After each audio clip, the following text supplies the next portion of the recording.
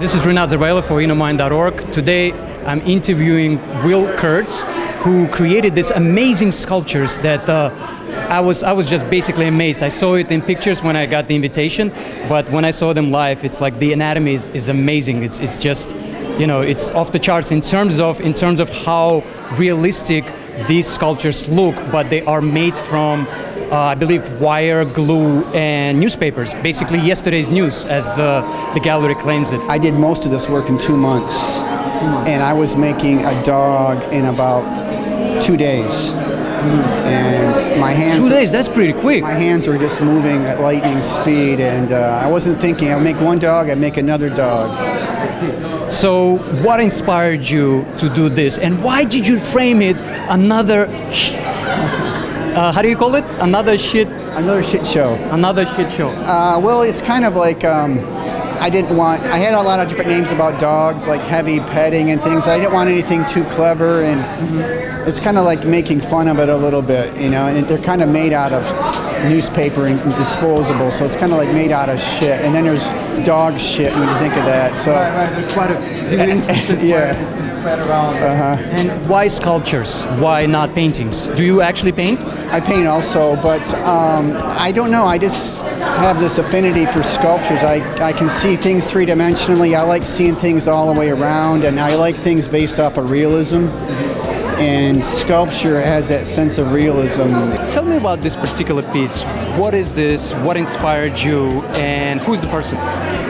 This is Linda. She's a dog walker. I live by Prospect Park, and I go out there, and she's this amazing person. She's supposed to be here tonight, but she isn't here yet. And she walks up to like 16 dogs at a time, and she's like really gregarious, and she knows everybody, and she lets all the dogs off, and she keeps track of them all. She's just really a wonderful person. I see. You've known each other for some time? No, I don't really know her really well, but I've met her. I see. Now, what do you mean by having newspaper or magazine cutouts, you know, that actually make up the art piece? Why not just one color? You know, what do you mean by that? Well, first of all, I use the color. It's almost like instead of a paint brush with paint, I use the collage as my paint. When I make a piece, I'll have all the colors and text spread out around me in 360 degrees, and it's very intuitive. I'll reach down and I'll grab a piece and I'll put it on. I'll have an idea about color theme, and it's funny because I'll just see a piece of text and it just goes with the piece, and it's just almost accidental, but it just amazingly fits with the piece. I see. Do you see there is a trend moving towards recyclable materials in art? And why is there a tendency for it, like in your perspective? I don't know, maybe it's the state of the world and we're throwing everything away and we're feeling guilty about it, so we want to reuse stuff. I like the fact that I go down the street and I grab bundles of newspaper that people are throwing away, and I bring them into my studio and I reuse them and make them out of something. What is art to you? And how long have you been doing art? Creating art? Well, I was kind of self-taught for a number of years, but I kind of went back to grad school when I was 50 and changed careers. And to me, art is kind of, personally, it's finding my purpose and doing what comes naturally and doing something that affects other people.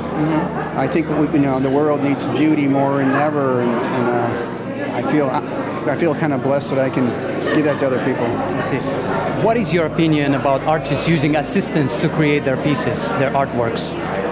I mean, do you use any assistants? I use assistants sometimes for certain things. My work is very hands-on. I cannot use assistants for most of the work. I use it for some of the tedious stuff and other things, but I mean, I don't have anything against people using assistants as long as they keep the vision alive and they have the idea there and they're there overseeing it the whole time.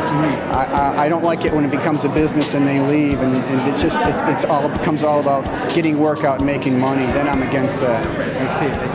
And are you a commercial artist? Do you consider yourself a commercial artist? Someone who's making a living out of his work? Not yet. I'm not making a living completely yet. I know I will be. And I do want to be a commercial artist and doing this full time and having shows around the world. I'm actually pretty new on the scene here. This is my second solo show, and so at the same gallery, right? Mike Weiss Gallery. Yeah. And so it takes a little time to get a reputation and people to recognize your work. But you know, to do what you love and get paid for it, my God, how wonderful is that? That's a good equilibrium, right? Yeah. How long have you been working in this particular technique? About 3 or 4 years is all. I tried other things and everything was too slow, and then it's funny, you just find something and it just comes naturally, and I can fold paper and I can rip it, and I use my hands and my teeth, and I just I don't know, it's just so easy for me. Do you have carpentry skills as well to create furniture and whatnot? Yeah, I mean, I've renovated several houses. I feel like I can make anything. Right. You're pretty much handy, like in terms of craftsmanship. Yeah. Where did you study? I studied at New York Academy of Art, and I learned, I kind of refined my anatomy skills, which is very important because, you know, once you get things anatomically correct, then it gives you the freedom to have your self-expression on top of that, because there's this underlying reality and believability to it. And so now I can use collage and different materials, and it still feels like it's alive, and you can't figure out why. How can newspaper feel it's alive? But it's the anatomy underneath. And the form. And it's also my really close observation of people and animals. I look very closely. How do you observe people? Like, do you just go to the park and like just come up close to people, or what's your technique? I guess I just like people and animals, and so I'm always looking at people, and they just fascinate me.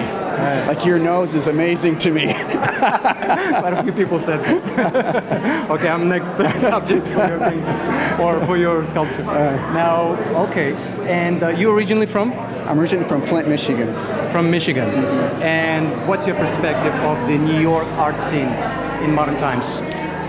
It's a whole new learning experience for me, you know, this whole Chelsea scene and this gallery and the collectors, and, you know, I'm just learning it. And the whole art scene's kind of mysterious. How do you get a gallery, and how do you do all that? How did you approach in the beginning? How do, like, what was? I did, you know, you can't really approach galleries. They have to come to you. They come to you. And so I did this fellowship at my school, and I had in New York. Yeah, at the New York Academy of Art. It was like 3 of us, and Mike Weiss came there to see somebody else's work, and he saw mine, and all of a sudden he picked me up for a show, which is like, you know, it's like getting picked up to major leagues out of nowhere. Right. Playing baseball. Yeah. So I just got really lucky with that. I see. Do you think that everything is a remix? That, you know, on some level someone is copying another, or, you know, from previous generations or historical? Yeah. And what can you tell about that? You know, some people say you look at this artist and look at that artist, and is your work like theirs? But, you know, I look at other artists for originality, but I'm not worried about copying. I just do what I do. You know, I just do what I love, and I'm sure there's somebody else that has done something similar, and it's been repeated over and over. You know, art's been around a long time. Where do you want to be, say, in 10 years from now? 10 years from now, I'm not sure if I'll still be doing this type of work. I think it'll still be based on reality and observation. But I want to be like having multi-shows around the world, flying different places, having some assistance to make enough work to go different places, because I really want to get my work out there to be seen by more people. That's my whole goal of this. I see. Now, what can you recommend, now that you are you're having the second show already, right? What can you recommend up and rising artists who are basically on the rise or struggling to, you know, exhibit, or, you know, what is it that you can share from your heart? Well, they should never try to make anything that they think is going to sell, because that doesn't work. And don't discount any ideas. If you have any idea, just try it, because it's coming from someplace. And just be really sincere and look inside yourself at what matters the most to you, you know, and turn that into art. You know, I love people and animals, and I love looking at them. I do that. Everybody has something, you know. It's right. Just go for your passion. Definitely go for it, and sometimes everybody has their own timing too when they're gonna make it. So just keep at it, you know, and don't give up. I know it's hard for artists. You know, we're very sensitive, and all these hard knocks and to criticism and whatnot, right? And expenses and trying to survive working full time. But just keep at it, and your time will come. So that'd be my advice.